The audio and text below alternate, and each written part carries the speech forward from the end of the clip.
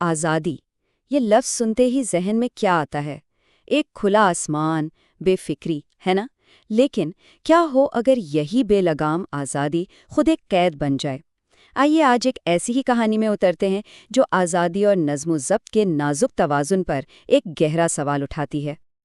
تو سوال یہ اٹھتا ہے، اور یہی سوال اس پوری کہانی کی بنیاد ہے، کہ کیا بغیر کسی رہنمائی، بغیر کسی ڈسپلن کے حاصل کی گئی آزادی باقی ایک نعمت ہے، یا پھر ایک میٹھا زہر جو آہستہ آہستہ ہمارے وجود کو ہی کھوکھلا کر دیتا ہے؟ دیکھتے ہیں کہ اس کہانی کا پودا اس سوال کا جواب کیسے دیتا ہے۔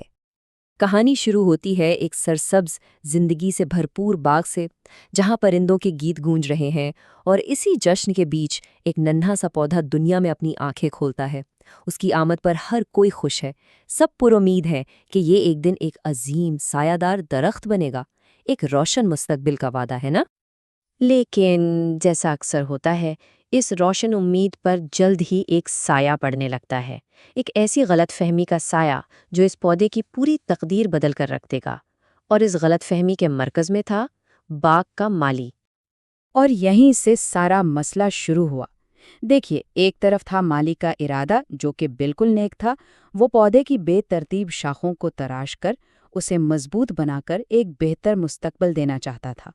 لیکن پودے کے لیے یہ دیکھ بھال ایک ظلم تھی۔ مالی کی کینچی، اس کے اوزار اسے اپنی آزادی پر حملہ لگتے تھے، اذیت کا سامان لگتے تھے۔ اور پھر وہ بغاوت کا لمحہ آ ہی جاتا ہے۔ پودا اپنے تمام غصے اور تکلیف کے ساتھ چلاتا ہے، میری جان چھوڑ دو، میں اپنی مرضی سے جیوں گا۔ یہ صرف ایک چیخ نہیں تھی، یہ ایک فیصلہ تھا، ایک ایسا فیصلہ جس نے اس کی تقدیر پر مہر لگا دی۔ اور مالی وہ خاموشی سے چلا جاتا ہے۔ پودا اپنی اس فتح کا جشن مناتا ہے، اسے لگتا ہے کہ اس نے اپنی آزادی جیت لی ہے۔ لیکن کیا یہ واقعی آزادی تھی، یا ایک ایسی خود فریبی جس کا انجام صرف تباہی تھا؟ اور بس یہاں سے کہانی کا رنگ بدلنا شروع ہو جاتا ہے۔ جشن کے وہ روشن رنگ مدھم پڑنے لگتے ہیں، اور ان کی جگہ تنہائی اور پچھتاوے کی تاریکی لے لیتی ہے۔ وقت گزرتا گیا اور اس نام نہاد آزادی کی قیمت سامنے آنے لگی۔ پہلے سال تو بڑا جوش تھا، ایک فاتح ہونے کا احساس تھا، لیکن 5ویں سال تک شاخیں ٹیڑھی میڑھی ہونے لگیں۔ 10ویں سال تک اس کا پورا جسم کانٹوں سے بھر چکا تھا، اور 15ویں سال تک وہ اس بھرے باغ میں بالکل اکیلا کھڑا تھا۔ تو یہ تھی اس بے لگام آزادی کی قیمت، جس چیز کے لیے اس نے اتنی بڑی جنگ لڑی تھی، اسی نے اسے ایک بد شکل اور کانٹے دار وجود میں بدل دیا۔